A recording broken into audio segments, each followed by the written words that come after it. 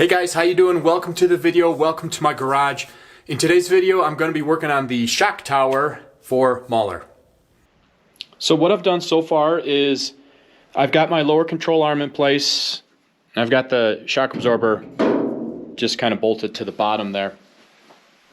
I have the lower control arm on the scissor jack cranked up to the point where if the suspension had moved this far, the chassis, this point, the lowest part of the chassis, would be sitting on the ground. The way that I did that is by just running a level off here so that I have a reference point to ground, and then come over here using my spindle, measuring that 4 inches from center to where the lower control arm pivots is 4 inches.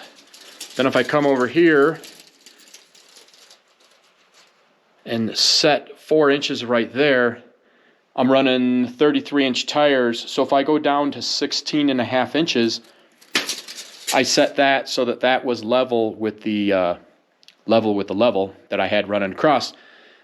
That tells me that this is where this lower control arm would be if the chassis was actually sitting on the ground, and I'm going to set the shock up for full compression at that point. Then I had 2 shock towers cut. I had these laser cut. These are the exact same shock towers I used on Ratchet. You can see here, Ratchet's got a shock tower here. He's got a shock tower here. Mauler's only going to have this shock tower because this one's for the coil carrier. On Ratchet, this one's for the bypass, but Mauler doesn't have a bypass. However, this is not just a drop-in piece. It would be if I was using the same shock absorbers that Ratchet has, but Mauler's shock absorbers are a little bit smaller. So what I'm going to do, I'm going to need to trim this down. And I still have cutouts from when I was mocking everything up on Ratchet. So I took these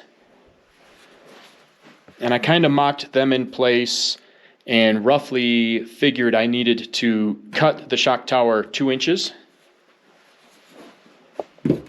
So you can see here that I lopped off 2 inches from the bottom of the shock tower.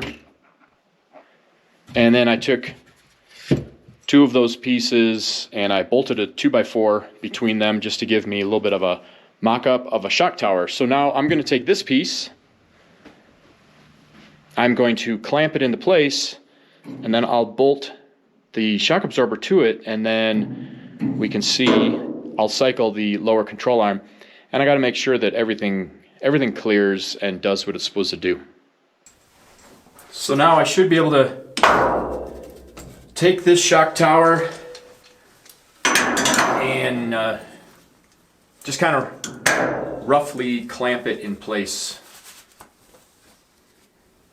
Because I didn't want to cut the actual shock tower until I know that those dimensions are good.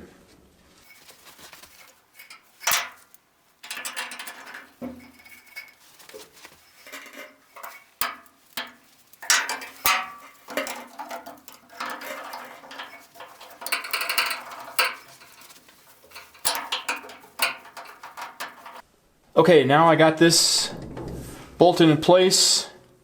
So what I'm going to do is this area right here, I want to make sure that when the lower control arm drops and this shock absorber works its way in, that it doesn't interfere with this bar.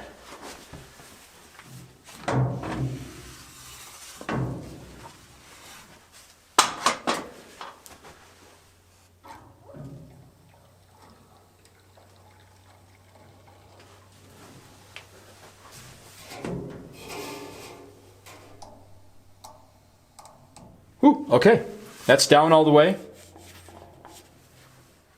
And I still have some clearance in there, so that is pretty good.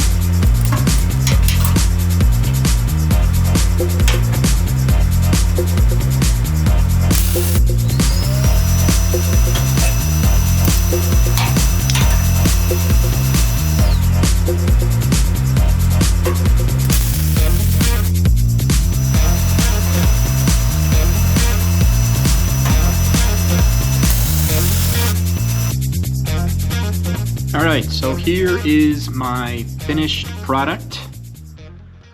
I'm actually quite happy with the way it turned out. Now I did shorten this 2 inches, and I did cut out the lower bar, which is fine. If you remember on ratchet, this hole was here because the intake on the J35 is right there in the middle.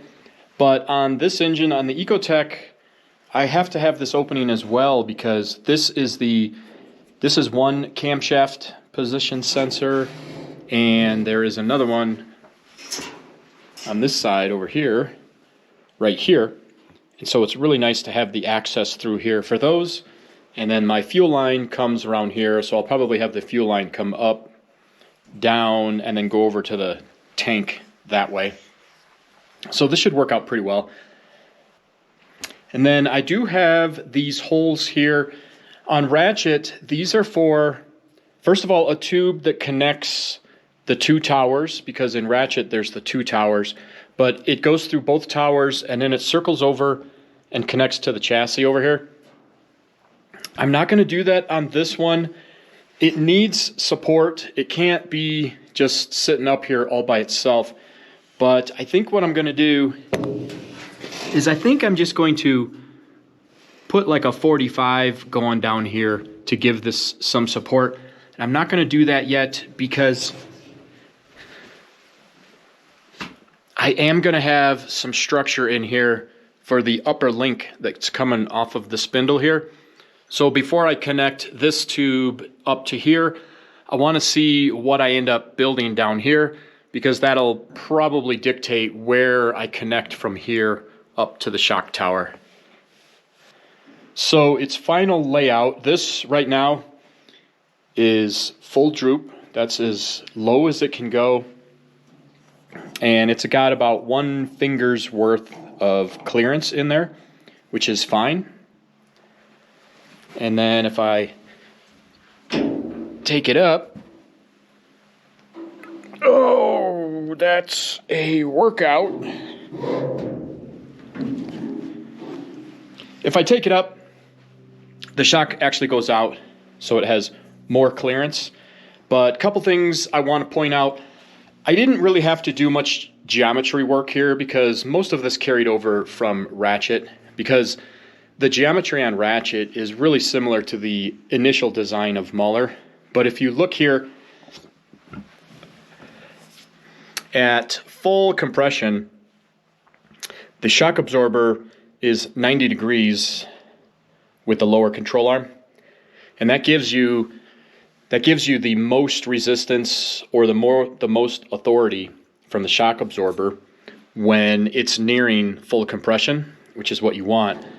And then as it goes down, you can see that now it's no longer at 90 degrees. It's, I don't know, what is that, 45 degrees? Which means that down here, the shock absorber or the dampening would have a lot less authority over that lower control arm, which really isn't bad when you're at full droop. That would mean that as you land, it would initially be a little bit softer, but then, oh, that's not easy. But as it comes closer and closer to compression, as that shock absorber gets closer to 90 degrees, it would have more and more authority over the lower control arm. So it's not a law. It doesn't have to be that way, but if you can work it that way so that, you know, essentially the physics are in your favor, it's only going to help. And then while I'm here, you guys might have noticed I have put the engine cage on the back here. I have not removed the engine yet, so I'm not 100% sure if I gave it enough space. I will be doing that. I think I'm going to do that as soon as I have the chassis on the suspension, I think. I don't know. I'll have to do it at some point. I don't want to get too far in the build before I make sure that I don't need to push this out a little bit. But a lot of this, like this is actually the rear cage section from Mauler, so I didn't have to change any of that. I changed the motor mounts a little bit. They bolt to the engine here. That was like that on the other chassis, but I made them removable because before on Mauler you could unbolt the cage and take the cage off, and when you have it set up that way, you can have your motor mounts welded to the engine cage because you take the engine cage off, and then when you remove the engine, you can unbolt everything and move it around as you take it off. If your engine cage is not removable, I don't like to have the motor mounts welded to the engine or to the engine cage, because then you can't move it around. You're kind of locked yourself in. So what I did on this, and this is how I did it on Ratchet as well, the motor mounts now can be unbolted. You can take the motor mount completely out of there. I stuck with the adjustable turnbuckles, I guess, supports on here. So what you do is you'll put these on, and then you thread them in to pull that in a little bit for your, that gives me my triangulation so that I don't have any flexing from where it bolts to the transaxle to here. But you can also take that off, take the motor mount off, and then you can loosen up all your bolts in there, and you should be able to move this back and then move it around, jiggle it, whatever you need to do to take it up. I just need to make sure that I've left myself enough room to come back so that the bolts will pull out of the transaxle. But that's it for this video, guys. Just wanted to show you some of the shock tower fabrication and give you a couple of highlights on the engine cage.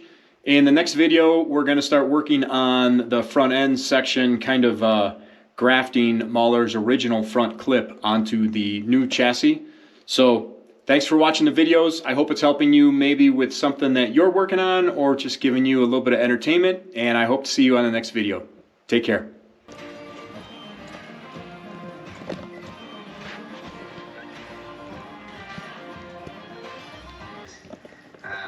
Orientation. So that is what I'm going to do now. I'm going to make a quick little jig that locates